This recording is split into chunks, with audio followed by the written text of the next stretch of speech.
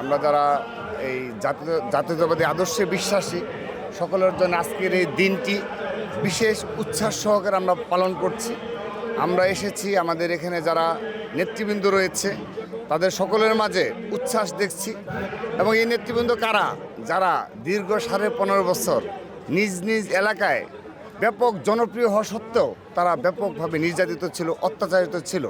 কিন্তু আজ আল্লাহর রহমতে এই একটি তবু বিশেষ প্রেক্ষাপটে এই বর্ধিত সভা করতে হচ্ছে, যেখানে আমরা আমাদের মাননীয় চেয়ারপারসন দেশনেত্রী বেগম খালেদা জিয়াকে মিস করছি এবং আমাদের ভারপ্রাপ্ত চেয়ারম্যান মহোদয়, যার সশরীরে উপস্থিতিটি সত্যিকার অর্থেই এটি কোনো ভাষায় প্রকাশ করা সম্ভব না।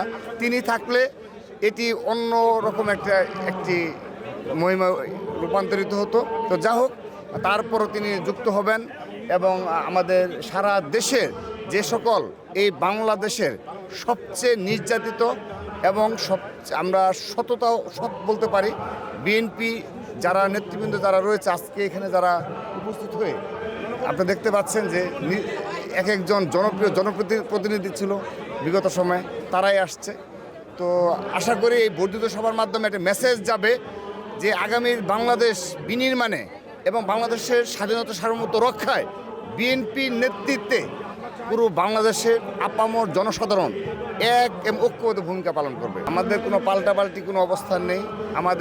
আমরা আরও বেশ আগেই তাদেরকে সাধুবাদ জানিয়েছি এবং আমরা অ্যাপ্রিসিয়েট করছি যে তারা যেন রাজনীতিতে এসে এই তরুণ প্রজন্মের প্রতিনিধিত্ব করে এবং শুধু তরুণ প্রজন্মই নয়, বাংলাদেশের রাজনীতিতে পরিবর্তন নিয়ে আসে, গুণগত পরিবর্তন নিয়ে আসবে, ইতিবাচক মানসিকতা নিয়ে এই তরুণ প্রজন্মের আগামীকাল যে ঘোষণা আসতে যাচ্ছে আমরা তার সাধুবাদ জানাচ্ছি। গতকাল মধুর ক্যান্টিনে যে অনাকাঙ্ক্ষিত ঘটনা ঘটেছে আমরা সত্যি মর্মাহত হয়েছি এবং ছাত্র সংগঠন হিসাবে আমরা খুবই মর্মাহত হয়েছি। কিন্তু তারপরও হয়তোবা ওদের অভিজ্ঞতা কম ছিল, অভিজ্ঞতা কম থাকার কারণে বিগত সময়ে ছাত্র দলের সামান্য অনাকাঙ্ক্ষিত কোনো ঘটনা হলেই তারা হয়তো প্রতিক্রিয়া দেখাচ্ছে এবং সেটি ব্যাপক আকারে প্রতিক্রিয়া দেখিয়েছে।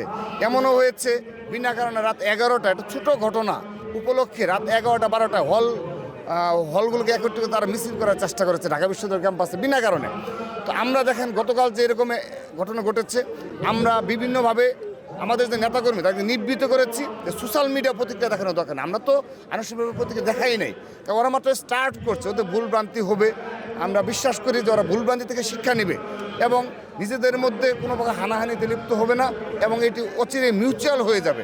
সেজন্য আমরা যদি ভূমিকা রাখার সুযোগ থাকে প্রয়োজন ছাত্রদল সেই ধরনের ভূমিকা পালন করবে। সে কারণে গতকাল দেখেন আমরা কিন্তু আনুষ্ঠানিকভাবে কোনো প্রতিক্রিয়া দেখাইনি এবং আমাদের যারা নেতাকর্মী তাদেরকে বলেছি যে কেউ অনাকাঙ্ক্ষিত এই ঘটনায় লিপ্ত তো হবেই না, বরং কীভাবে এটি আরও মিউচুয়াল পর্যায়ে যায়। আমাদের বেসরকারি বিশ্ব ছাত্রদল রয়েছে, আমরা বলেছি তোমরা বলে আহতদের খোঁজ নাও, কিন্তু এটা যেন আর যেন ব্যাপক পরিসরে এই হানাহানিতে যেন তারা লিপ্ত যেন না হয়। কথা বলছে এই হানাহানির ঘটনা হলো, মারামারির ঘটনা হলো, তারাই বললো ছাত্ররা যেরকম দেখতে চায় না বা যে কারণগুলো তারা ধরছিল, যে কারণে তারা এই ধরনের রাজনীতি চায় না।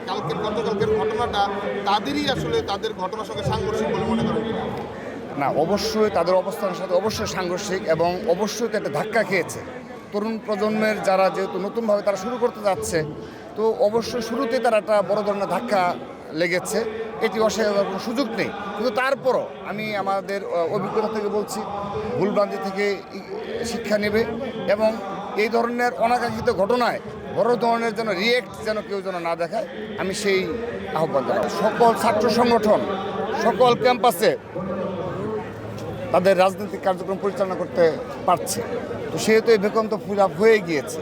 তো এখন সাধারণ শিক্ষার্থীরা যেহেতু একটা ট্রমার মধ্যে রয়েছে যে বিগত 15.5 বছরে ছাত্রলীগের অত্যাচার নির্যাতনের কারণে ছাত্র রাজনীতি বলতেই একটি ট্রমা এবং তারা ভাবে যে পাওয়ার পার্টিতে ছাত্র সংগঠনের রাজনীতি হবে, ছাত্রলীগ যে স্টাইলে সন্ত্রাসী কর্মকাণ্ড পরিচালনা করেছে সেই স্টাইলে। কিন্তু আপনারা দেখেন তারা পালিয়ে যাওয়ার পর এই 7 মাসে প্রায় ছাত্রদল কী ধরনের ধৈর্য এবং সহনশীলতা পরিচয় দিয়েছে ক্যাম্পাসগুলোতে। এক দুটি অনাকাঙ্ক্ষিত ঘটনা, কুয়েটের ঘটনা আমি স্বীকার করছি, কিন্তু আপনি দেখেন কুয়েটের ঘটনা দেখেন সূচনাটা, তারা যদি ওই সূচনাটা না করতো এবং গুপ্ত সংগঠনের ইন্ধন না থাকে এবং তাদের প্রত্যক্ষভাবে এই ধরনের একটি পরিকল্পিত হামলার ঘটনা না ঘটতো, কুয়েটের ঘটনা এই পর্যায়ে যায় না। এবং চট্টগ্রাম কলেজে দেখেন, ইচ্ছা করলে কিন্তু ঘটনা আরও বৃহৎ পর্যায়ে যেতে পারে। তারা বারবার উস্কানি দিচ্ছে। আমরা নিবৃত্ত করছি যে না, আমরা কোনো প্রকার কোনো সংঘর্ষ ঘটতে দেব না। সে কারণে দেখেন, বলতে শূন্যস্থান বলতে কিছু নেই। এই নতুন ছাত্র সংগঠন বিষয়ে আবির্ভূত হয়েছে। এছাড়াও অপর ছাত্র সংগঠন রয়েছে।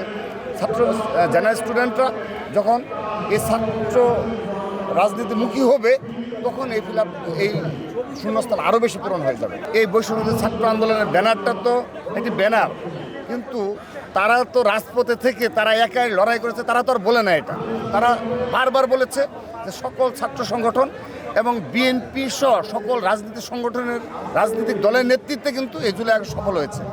এখন তারা সেই আবেগকে পুঁজি করে তারা একটা দল গঠন করতে যাচ্ছে। আমরা তো সাধুবাদ জানাচ্ছি, কিন্তু আমরা যদি প্রশ্ন তুলি, আমরা যদি ভিতরে প্রবেশ করি, অনেক প্রশ্ন তোলা যায়। কিন্তু এত প্রশ্ন তুললে আসলে এতে ভালো কারোর জন্য মঙ্গল কিছু হবে না।